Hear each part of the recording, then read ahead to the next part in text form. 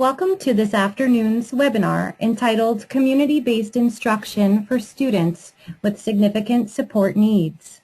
Today's presentation is being hosted by Transition Matters, a program through the Family Support Center of New Jersey, and presented by Dr. Daniel J. Baker, Associate Professor of Pediatrics at the Boggs Center on Developmental Disabilities, Rutgers Robert Wood Johnson Medical School.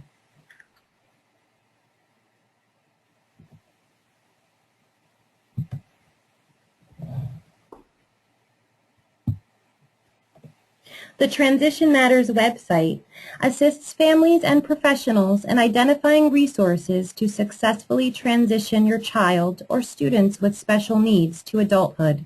Resources such as webinars, in-person workshops, and statewide and regional contact information are made available on this site.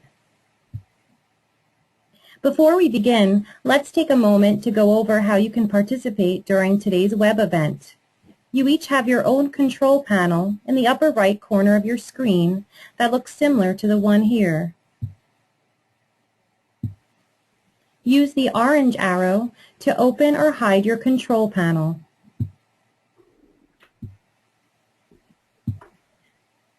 To listen to the webinar, you have two audio options to choose from: mic and speakers, and telephone. If you can't hear well using your computer speakers, you can elect to use your telephone to listen to the webinar. In order to maintain the best sound quality possible, all but the presenter will be muted throughout the webinar.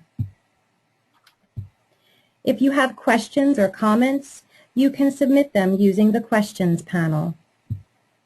All questions will be collected and answered at the end of the webinar, as long as time allows. At this time, I would like to welcome Dr. Baker.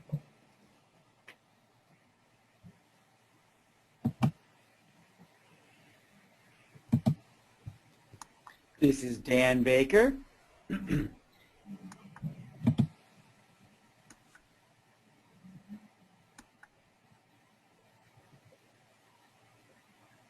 I am very happy to be invited to do this webinar today.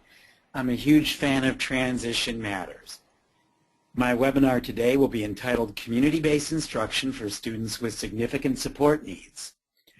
I will be wrapping up after 50 minutes so that we can give additional time at the end for Q&A. And again, a huge thank you for the invitation to do this. Anytime I like to talk about transition, and anytime that we are thinking about community-based instruction for students with significant support needs, I love to begin with this story. And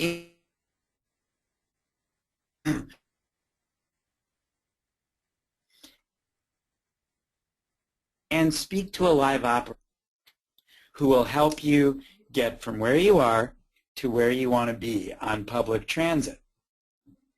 If you were to call and ask for how to get from Lake and Pulaski to 445 North Wells, and if any of you don't know what 445 North Wells is, please feel free to do an internet search on it, and it will tell you exactly what is at 445 North Wells in Chicago. You may get an operator who says, RTA Travel, this is Stanford. How can I help you?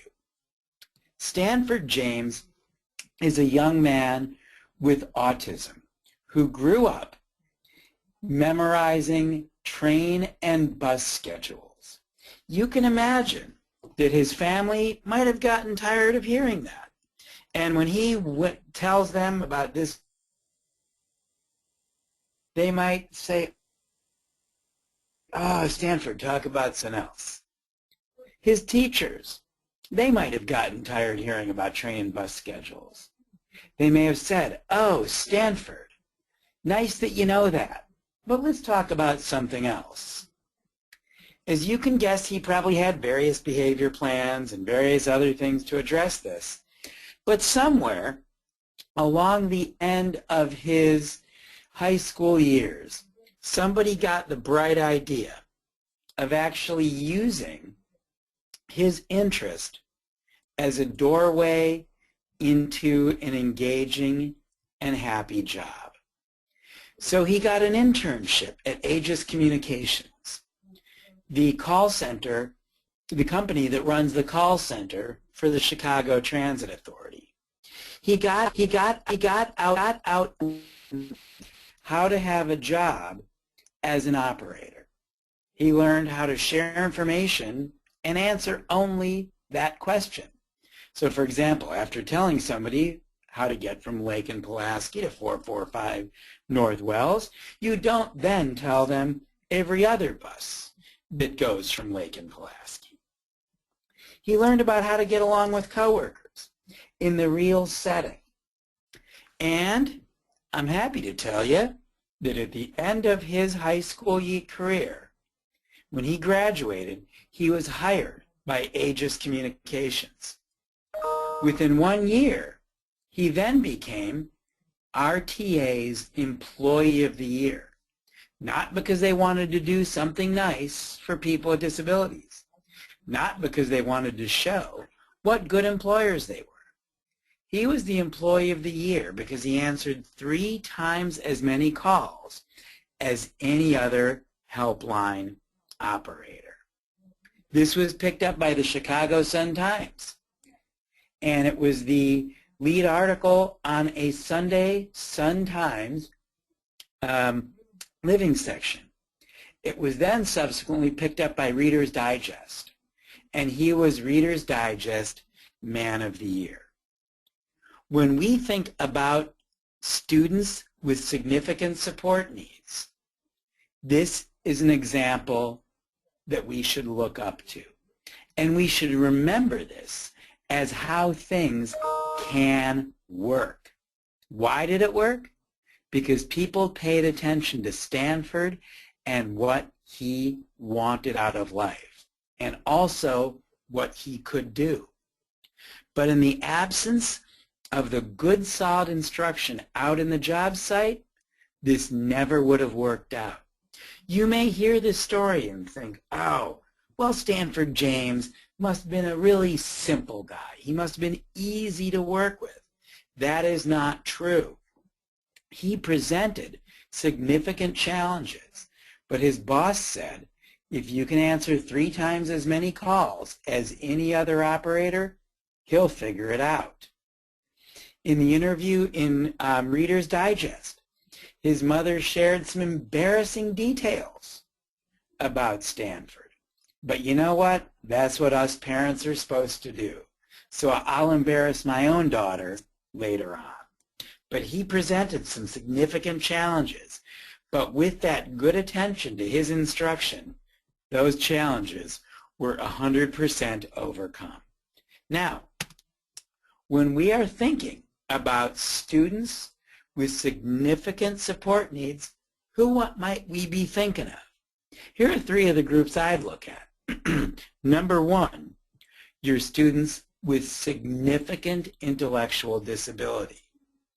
That means, essentially, you're talking about a student or a young person or adult who just has a lot of trouble learning, and also a lot of trouble retaining and using that information that they have already learned. So if somebody has significant intellectual disability, we have to do a really, really good job of teaching. We have to do an extraordinarily solid job of giving information in the way that the person can learn it and retain it. And we're going to talk later about how community-based instruction is your number 1 means. Second thing to consider, you have a student who has a significant impact from an autism spectrum disorder.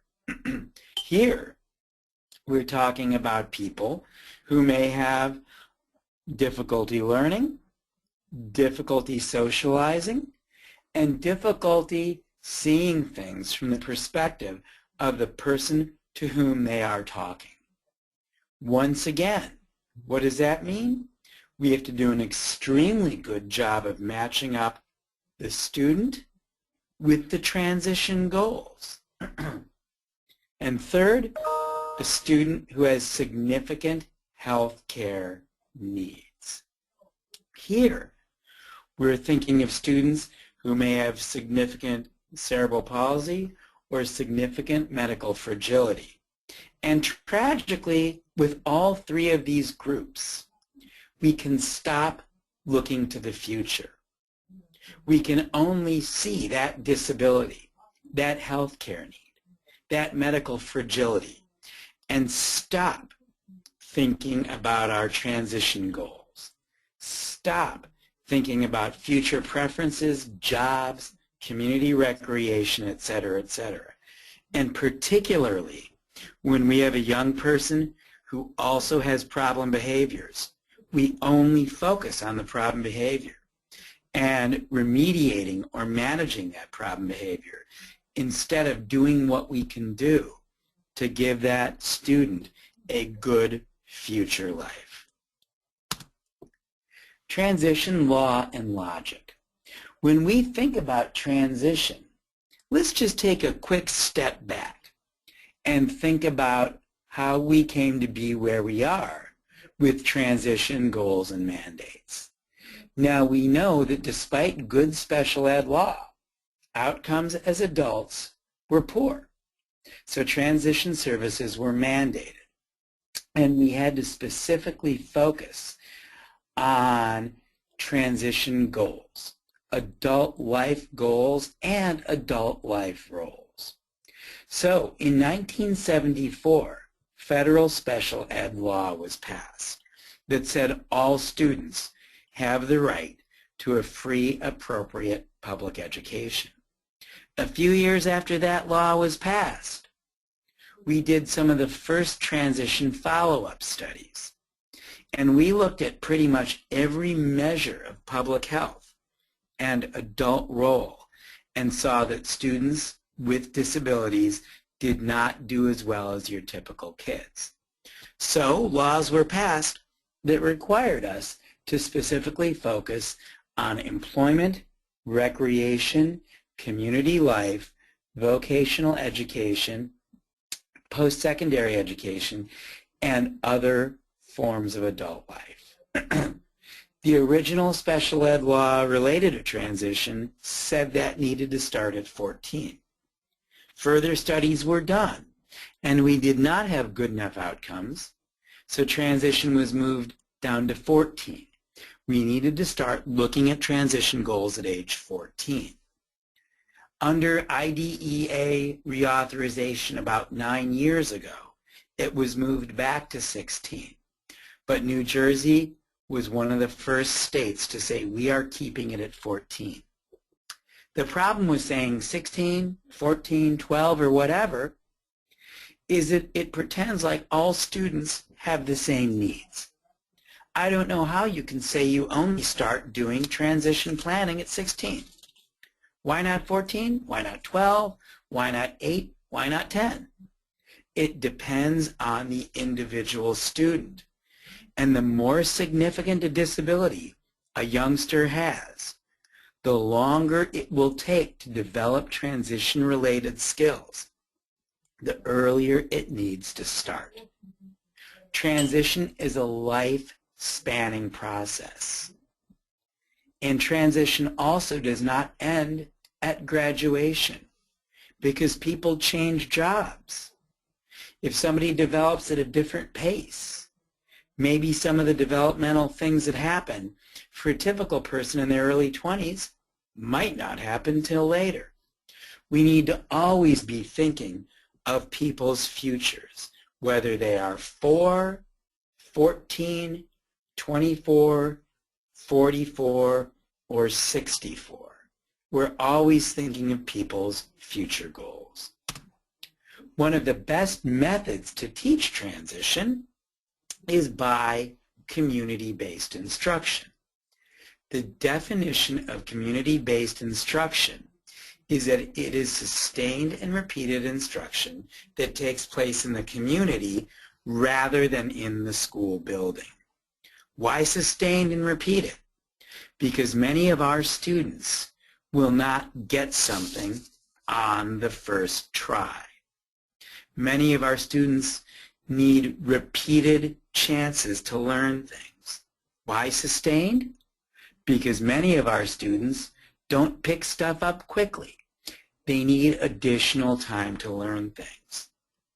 The term used in the 80s, when I started in the field, was school without walls. You don't see that term around so much anymore, but I still really like it. What do we do in a school? We teach young people all the skills they need for adult life. In CBI, we do it outside the walls of the school building. Sounds like a field trip, but it's not. It sounds like a commercial I remember from my childhood. CBI is not a field trip. A field trip is a one-shot experience just designed to give basic knowledge and information, really to create awareness about things. A trip to the Statue of Liberty, that's a field trip. It is not integral to a student's education. I will argue that for many kids, particularly students who have significant support needs, CBI is integral to education. Students will not be successful in adult life without it. CBI is also not a pilot program. CBI is a research-based practice that facilitates the transition to adult life for students with disabilities. There is 30 years of research showing that CBI works. It works in everything from teaching grocery store shopping trips, teaching grocery shopping at grocery stores to elementary school students, to teaching job skills to high school students. There is 30 years of research showing that CBI works. Why do I specifically put this into this webinar? Because we know that we need to use evidence-based practices when we are educating students. And CBI is an evidence-based practice. So if you're ever in a situation where you are advocating for your child or your student to get community-based instruction, and somebody says back, hey, sounds cool, but we can only do evidence-based practices. Where's the research? The research is throughout the professional literature. Second thing you might hear back is, hey, we'd love to do this CBI, but we have to focus on New Jersey's core curriculum content standards and or the Common Core state standards. Not a problem. CBI gives real-life opportunities to teach those things. CBI is an instructional methodology that works. So if you're teaching numeracy, you can teach numeracy by looking at addresses. It also gives you the chance to teach left versus right, because when you're going westbound, your odd numbers should be on the right. You're teaching left-right. You're also teaching problem solving, because when you turn around and you're going eastbound, it's no longer on the right-hand side. They're on the left-hand side. And while we're at it, you're also teaching problem solving, because on my street there is a 6 and there is a 10. There is no 8. Where'd 8 go? Sometimes things are not sequential. How does CBI differ from our traditional instructional methods? The traditional point of view is that we give students purely academic content through instruction in a classroom. So during a classroom lesson, we might teach how to interview for jobs. And then we expect that students will generalize that to a real-world setting. For example, they will generalize their job interview skills into a real job interview. Survey says for students with significant support needs, that might not work. We know that students with significant support needs often have more difficulty learning. They have more practice required, and they may be more concrete thinkers. So rather than teaching something in the classroom and expecting it to generalize, we teach out in the real world setting. We do not teach looking up a bus schedule just in a classroom. We teach looking up a bus schedule, and then we teach being out at a bus stop. And then we teach being out at a bus stop and needing to occupy yourself while you're waiting. And manage your stress, perhaps, because sometimes the bus doesn't show up on time. With CBI, we get out of the classroom and teach academic and other content in activities that are naturally occurring and often are more relevant. I can tell you that I have any number of young people I've worked with who can look at you and say, I know what to do in a job interview. I know how to answer questions. And when they're out talking to a real supervisor who might throw them a wild card and ask a question they're not prepared for, it's all different. It all goes out the window. We need to teach students with significant support needs in the most efficient and natural manner possible. Why is CBI of extra importance for students with significant support needs? Number one, above and beyond what we just said, many students have not been included in community life as much as their peers without disabilities. Your typical children will start to go on shopping trips with their parents at an early age and learn how to shop.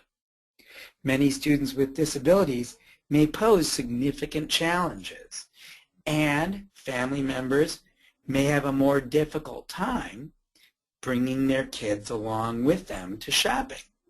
And while we're at it, let's also mention career awareness. Your typical child may go along with their parents for Take Your Kid to Work Day. We know that Take Your Kid to Work Day was originally Take Your Daughter to Work Day, and then gentlemen complained and whined because guys are very good at doing that. So it turned into Take Your Kid to Work Day. My daughter has come with me on Take Your Kid to Work Day many, many years. But if she had a significant disability and used a powered wheelchair, most of the jobs I've had in my life, she couldn't come along.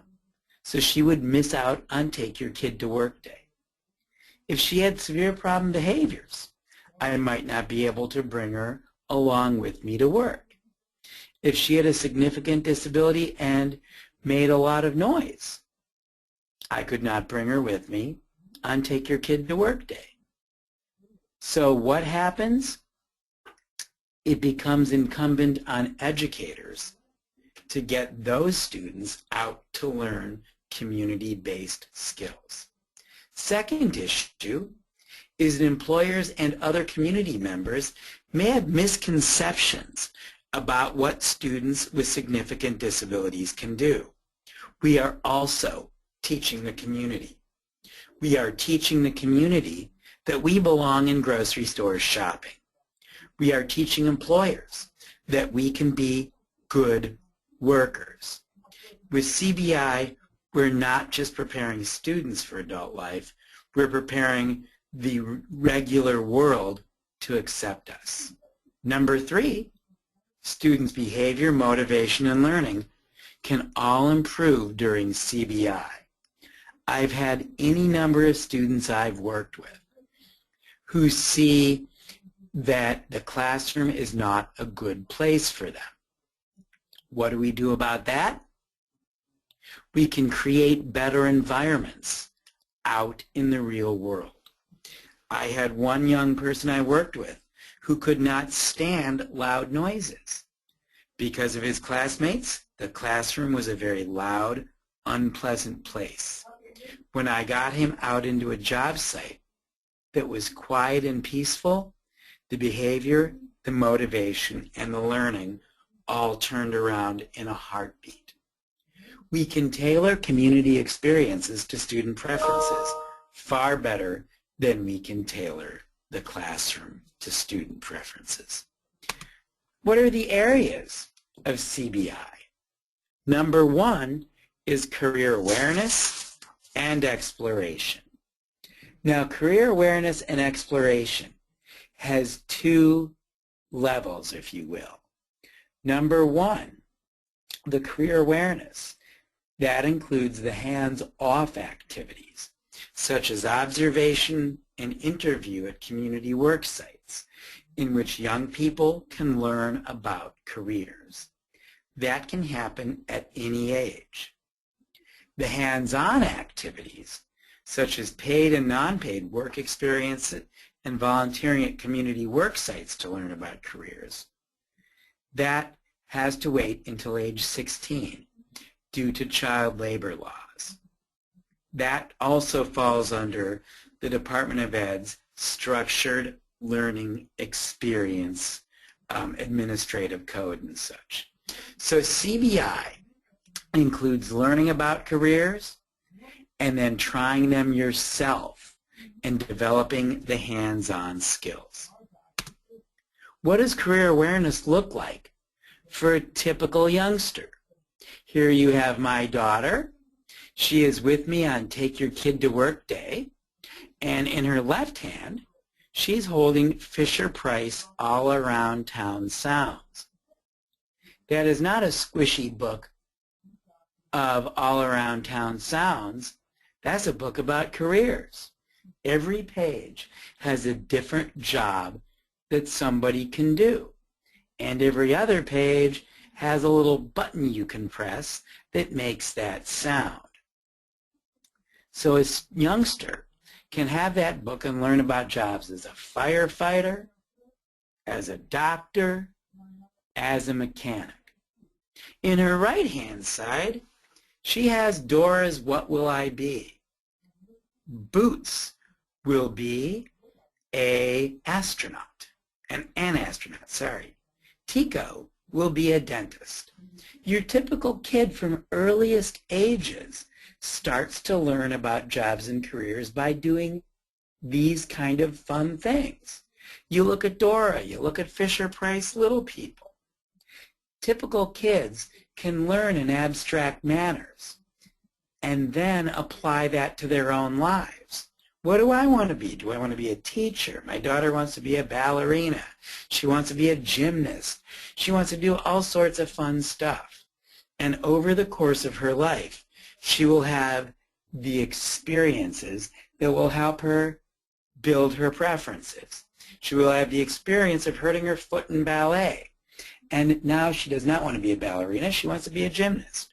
We need to make sure that our students with disabilities have all of the same life experiences to help them build their knowledge, preferences, and skills.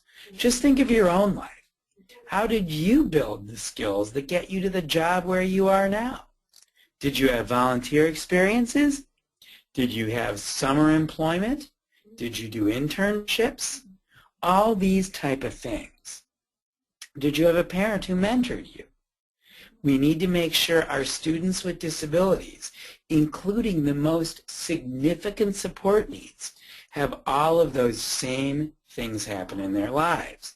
And on top of that, we also need to make sure that students who need really, really precise instruction, they don't just get things on their own. They have to have that quality of teaching so that those experiences sink in. We've all learned by trial and error. We make some terrible mistake and we say, oh, I'm never going to do that again. Well, if you have a child or a student you work with who doesn't have that level of intellectual functioning, they can't rehearse things in their head. We need to help them rehearse that. We need to help them think about that over and over again. So we just talked about the first area of community-based instruction, focusing on careers and jobs. Second major area is community living. Everything from using the public bus to eating at restaurants to using the library. Let's think about a few of these. Number one, if you are on a school bus, can you make a lot of noise? Yeah. As long as it's not over the top, sure. If you're on a special ed bus, can you make a lot of noise? Absolutely. I had one youngster I worked with who loved driving and looking out the windows. When he got excited and happy, he'd get a little noisy. In school, nobody cares. You do that on a public bus, and you make too much noise, and people are going to care. And you might get kicked off the bus. And you might get kicked off for 1 year. No questions asked. No opportunity to appeal or question it. We need to teach people how to act on public transportation. If you are a little bit late for your bus, school bus, and the driver sees you running out, they're going to stop and wait, especially if you have a significant disability. Will New Jersey Transit wait? No. That bus will pull away, and the driver will think, score one for me. Dear diary, I really let that person run. It is very different to use public transportation, and our students are not just going to figure that out on their own. We need to teach it. Second one, eating at restaurants. I love this example. I had a kid who could calculate 15% just fine at a desk with a carrel around him. He's out at a restaurant, and it's time to calculate out the tip. That's tough. It's noisy. It's crowded. There are all sorts of distractions. Could he calculate out the tip? Absolutely not. And when you can't calculate out the tip, what tip are you going to leave? 0.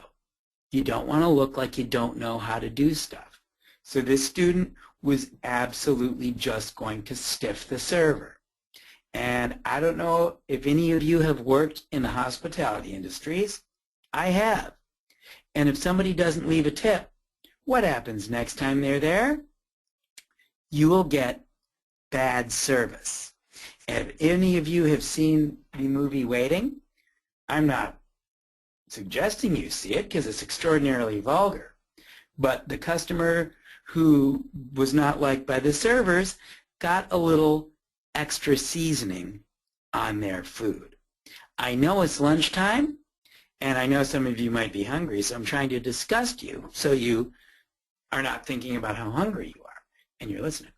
So eating at restaurants, how do you order? How do you leave a tip? Library or shopping? Well, we all love shopping. This is New Jersey. I'll just keep going. Banking. Banking is still a critical skill.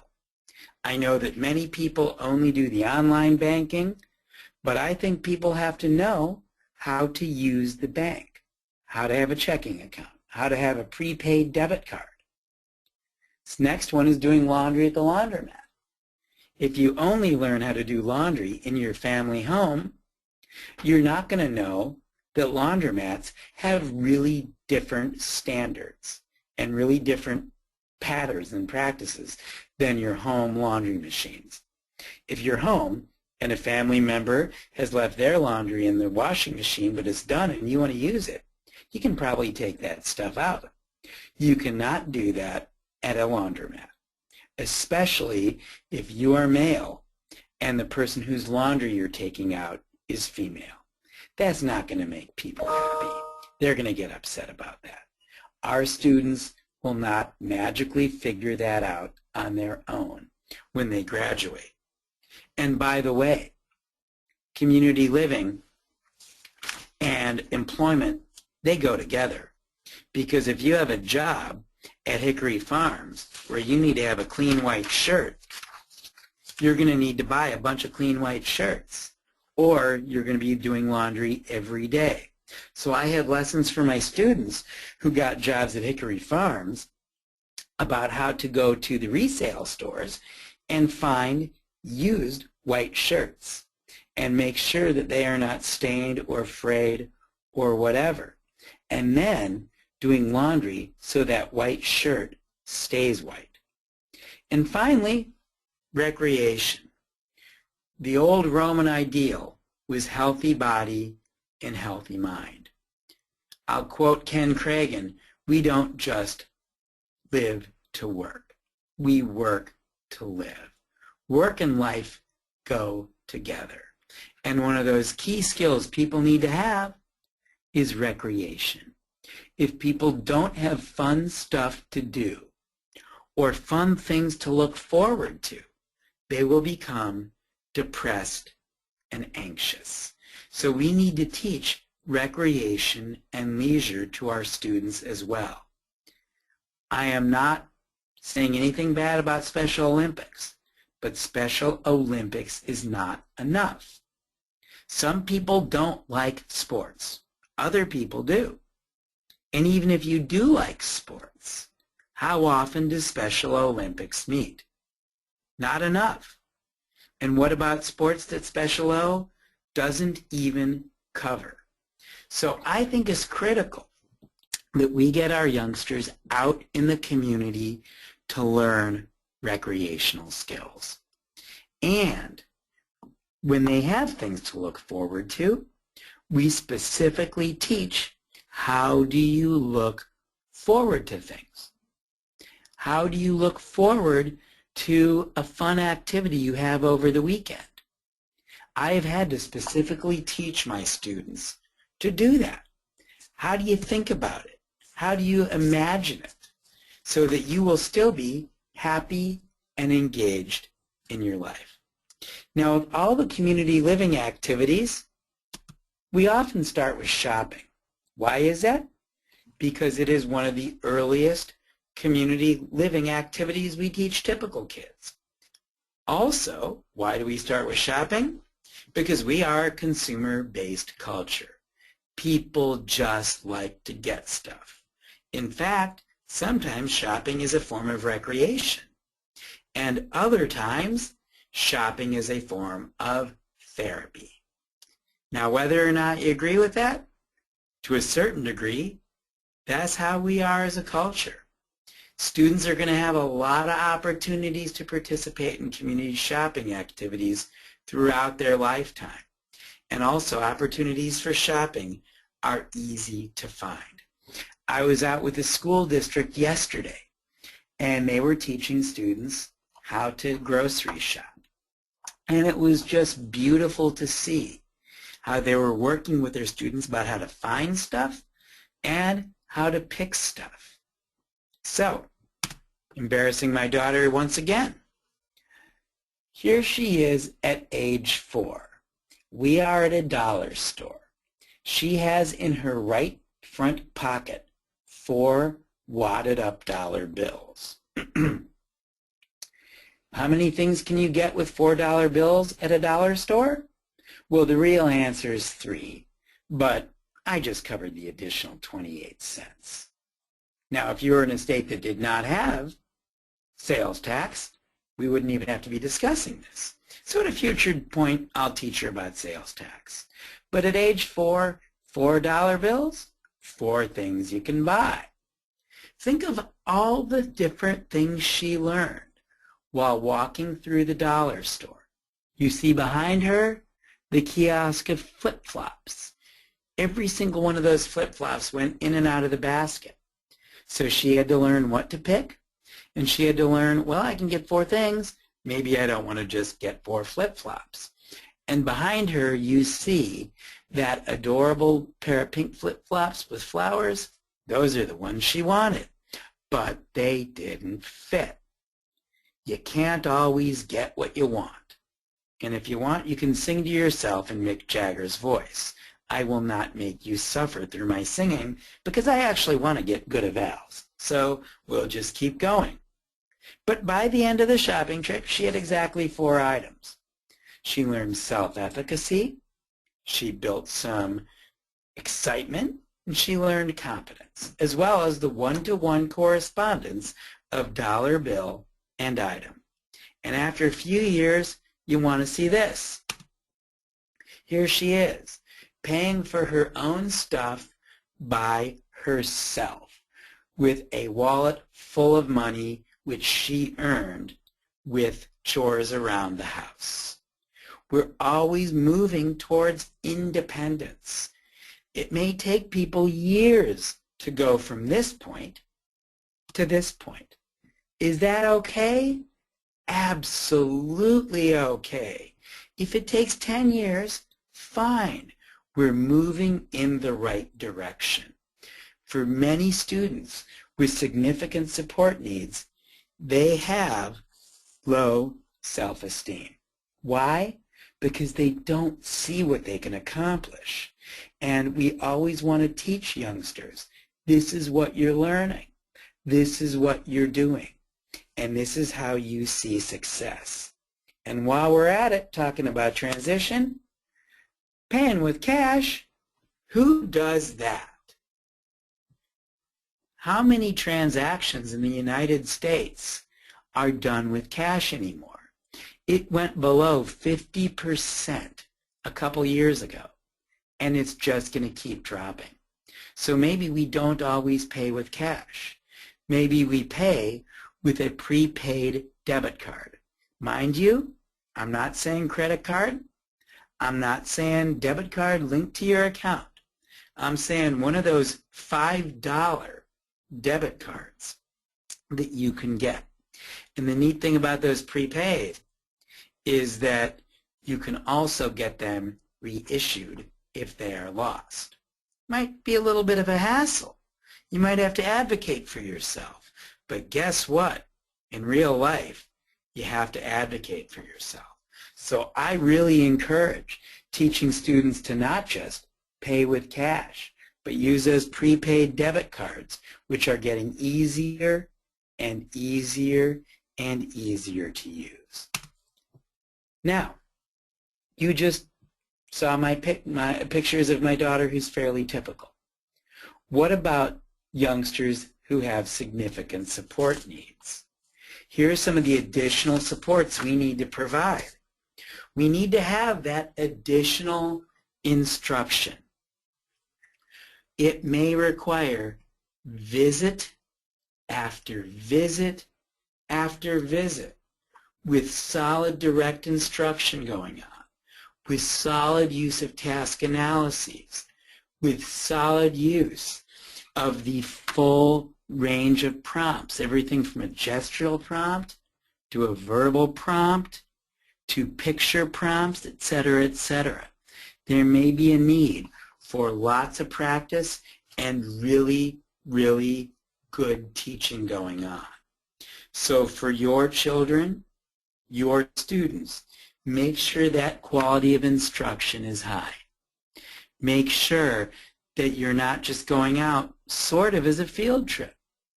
Make sure that you're specifically teaching stuff like talk to the cashier, ask the cashier for help, ask the gym attendant how to use the machine. I will tell you that the gym I go to, there is a youngster with significant intellectual disabilities who goes to the gym with their family. And sometimes I have to remind myself, I'm not here as a teacher. I'm just here to work out myself. And I see that the youngster is not learning proper social skills and etiquette at the gym. That needs to be taught for the youngster. So teach at a gym, teach how to wait while somebody else is using the piece of exercise equipment.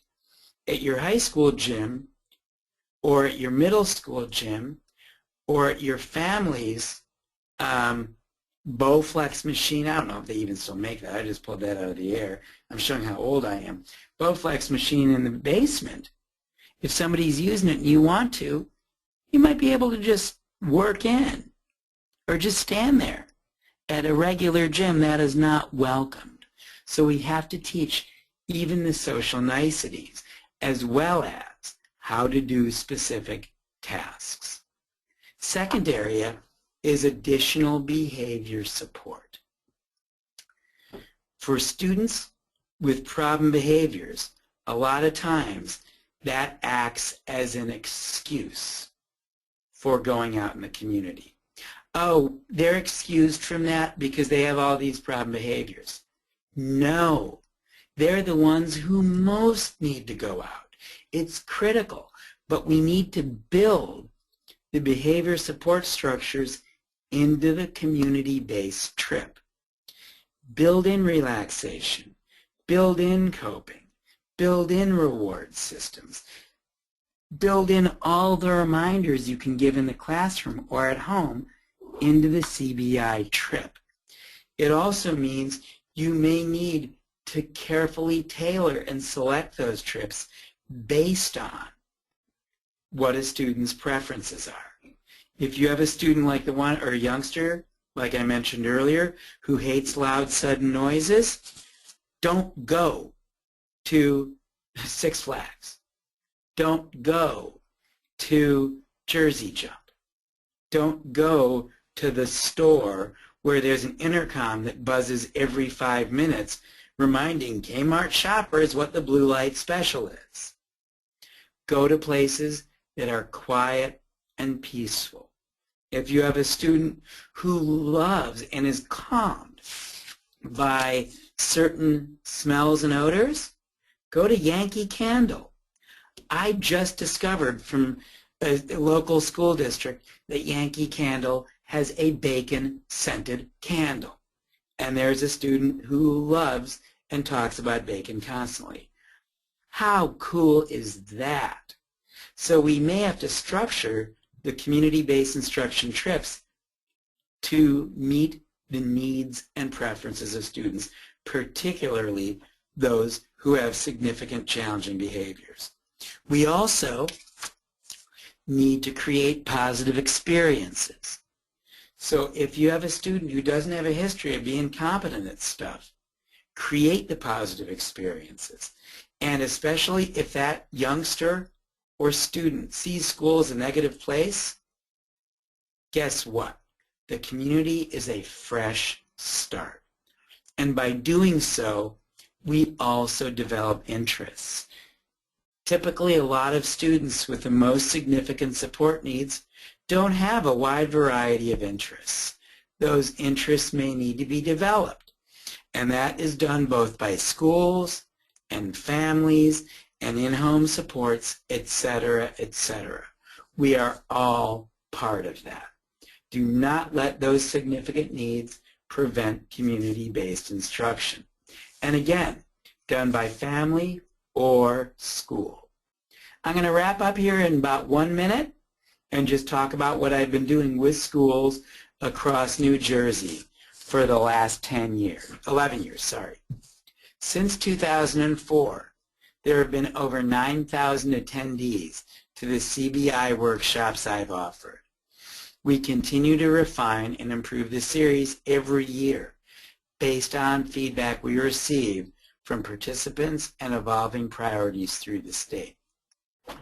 I offer an average of 18 days of in-district technical assistance each year, in which I go out to schools and help problem solve any of the local issues they're running into. And again, I was just out doing that yesterday with a school in North Jersey. What have we seen as the outcome? Throughout New Jersey, you cannot touch a spot on the map without touching a district that has started high-quality CBI programs. That being said, not every district has that, and we are still working to increase the number of regular school districts offering CBI. We see that administrative involvement is critical, and we see that districts need to develop their plans. Initiating a fully developed CBI program requires 3 to 5 years, but in the last couple of years, I've seen districts start stuff up within only 1 year. It may take a while for that initial startup to turn into a fully developed program, but guess what? No program's ever fully developed anyway. We're always evolving. As soon as you think a district has a solid program, here comes a new student who makes them change what they do. CBI programs always need to evolve. But my advice to districts is start small and build on success, just like we build on success with our students, one kid at a time. That now brings me to the end of my 50-minute presentation. We went 51 minutes, but that's okay. The intro took 1 minute. I am now ready to take and answer any questions you may have. Moderators, please help out here. Thank you so much, Dr. Baker, for sharing your knowledge with us. Hey, Dan, I'm just gonna if you would use your, or at least lower the volume on your speaker. Yes, absolutely. Okay, great. Thank you so much again for sharing your expertise with us today. And we do have some questions that came in. Okay.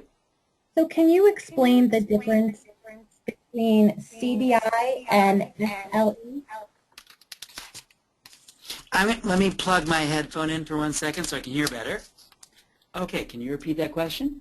Sure. Can you explain the difference between CBI and SLE? Absolutely. SLE is a type of community-based instruction. Community-based instruction is getting out in the community for any kind of activity, whether it's employment or career awareness or recreation or community living. SLE is a New Jersey-specific code that covers hands-on exploration of careers. So CBI, SLE is one kind of CBI. Thank you. Okay, great. And the next question is, what methods can be used to identify a student's interest while in the community? Excellent question. I'm going to give a terrible answer. It depends on each student. So assessing preferences depends on our recognition of how a student shows preferences. You have some students who will say, hey, I like this. You have other students who may not speak and they smile and nod. You have other students who show preference by initiating an activity instead of waiting to be prompted. It really depends on how that individual youngster shows their preferences, which is another way of me saying, if you don't know the kid, you can't take that kid out. You got to know the kid. And at various points in my career, I was assigned to work with students I did not know. And my first step was to get to know that student. How do they learn? How do they show preferences? And how do they let you know non-preferences? How do they let you know they hate stuff or they're stressed? Now, one little bit I want to add into that is some students, they will automatically dislike any new thing. And for those students, if they automatically dislike any new thing and they take 5 times to try something, you have to give those 5 times before you can really say, yes, they don't like it, or whether it's just that they're warming up to it. Thank you. Terrific question. Thank you, Dr. Baker. And do you have specific strategies and or resources for students with autistic spectrum disorder in regards to travel training? Yes. With autism spectrum disorders, we need to start with the knowledge of the symptoms of that autism spectrum disorder for that individual student. So if you have a student who really dislikes disruptions, you are going to have to first teach that student how to tolerate disruptions before you go on a regular bus trip. Because if that student will start to scream and aggress when there's a disruption on a regular bus, bad things will happen. So you're going to have to start off by teaching some degree of tolerance for that. or use some distractor strategy, such as playing Temple Run on their smartphone, such as listening to calming affirmations on headphones. So you're going to have to build those behavior support structures into the travel training. And it really is dependent on knowledge of that student. That's why I'm always very hesitant to have a generic travel trainer work with a kid who's got real high needs. I hope that was a good answer to that. Yes, thank you so much.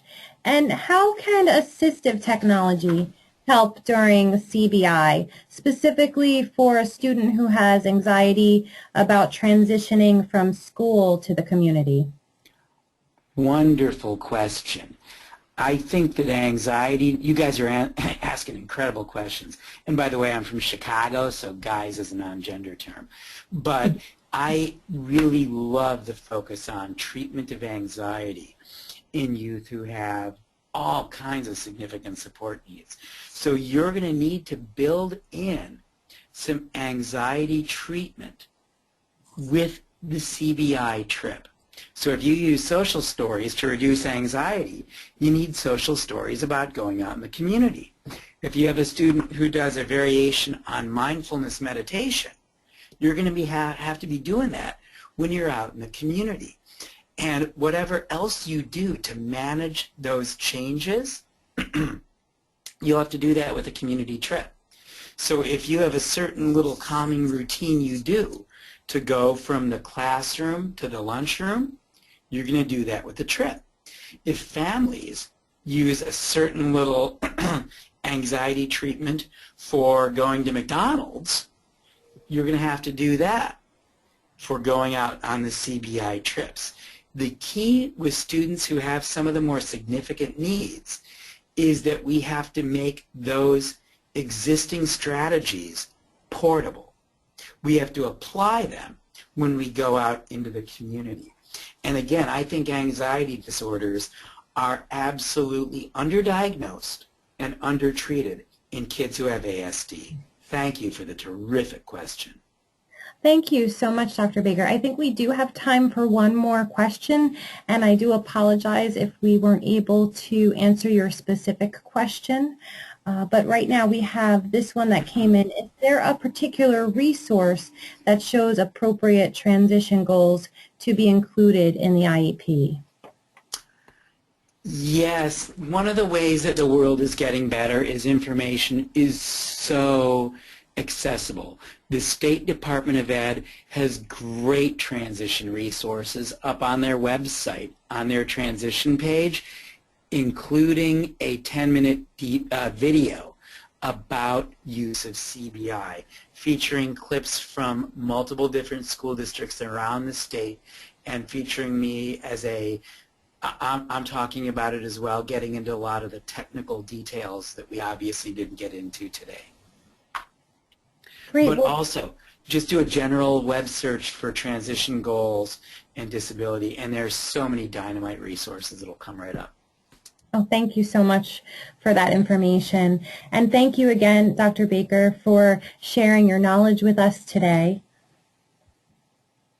And I had a wonderful time. Invite me anytime. I love working with you guys. Wonderful. Well, on behalf of Family Support Center of New Jersey and Dr. Daniel J. Baker, I would like to thank you for attending today's webinar, and please enjoy the rest of your day.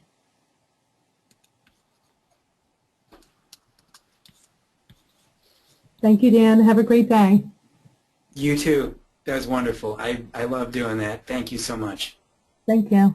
Thank you, everyone, for joining us. Bye-bye.